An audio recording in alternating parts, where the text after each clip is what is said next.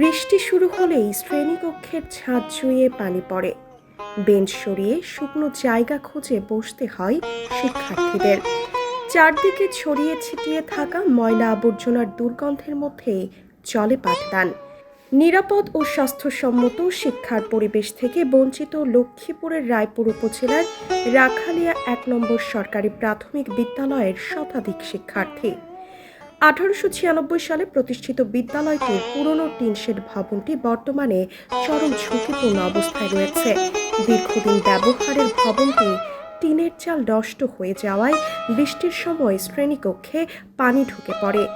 অনেক জায়গায় টিনে মরিচা ধরেছে, নষ্ট হয়ে গেছে ৪টি দরজা ও ১০টি জানালা। ফলে নিয়মিত পাঠদান ব্যাহত হওয়ার পাশাপাশি শিক্ষার্থীদের নিরাপত্তা নিয়েও দেখা দিয়েছে শঙ্কা।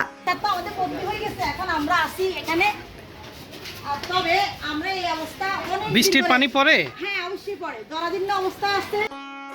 সরেজমিনে দেখা যায় বিদ্যালয়ের চারপাশে ময়লা আবর্জনার স্তূপ জমে রয়েছে।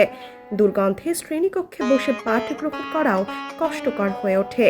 স্থানীয়দের অভিযোগ, দীর্ঘদিন ধরে বিদ্যালয়ের দেয়াল ঘেঁষে বিভিন্ন ব্যবসা প্রতিষ্ঠানের বর্জ্য ফেলা হচ্ছে।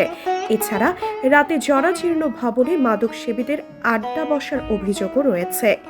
বিদ্যালয়টিতে পর্যাপ্ত বেঞ্চ না থাকায় অনেক শিক্ষার্থী গাদাগাদি করে বসে ক্লাস করছে। শিক্ষকদের জন্য চেয়ার টেবিলের সংকট রয়েছে। এছাড়া বিদ্যালয়ে নেই খেলার মাঠ ও শিক্ষার্থীদের জন্য প্রয়োজনীয় ওয়াশ ব্লক। এই যে উপরে এগুলো বাংলাগুলো করেছে, বাচ্চারা পড়ালেখা করে, টিচাররা থাকে, এগুলো পুরানি এগুলা যেগুলো সরকারি সম্পদ প্রতিষ্ঠান, এগুলা মেরামত করার দরকার, এগুলা প্রতিষ্ঠা করার দরকার, এগুলা নতুন নির্মাণ করার প্রয়োজন। পঞ্চম শ্রেণীর শিক্ষার্থী চৌধুরী নাহিয়ান হায়দার ও মহিন হোসেন জানায়, বৃষ্টি হলে ঠিকমতো ক্লাস করা যায় না। দুর্গন্ধে শ্রেণীকক্ষে বসে থাকাও কঠিন হয়ে পড়ে।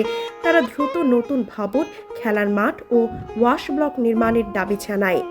বিদ্যালয় পরিচালনা কমিটির সাবেক সভাপতি কাউসার চৌধুরী বলেন, জরাজীর্ণ টিনশেড ভবনে শিশুদের পাঠদান করানো অত্যন্ত ঝুঁকিপূর্ণ।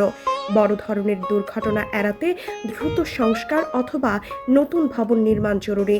পাশাপাশি বিদ্যালয়ের পাশে ময়লা ফেলা বন্ধে কার্যকর ব্যবস্থা নেওয়া প্রয়োজন।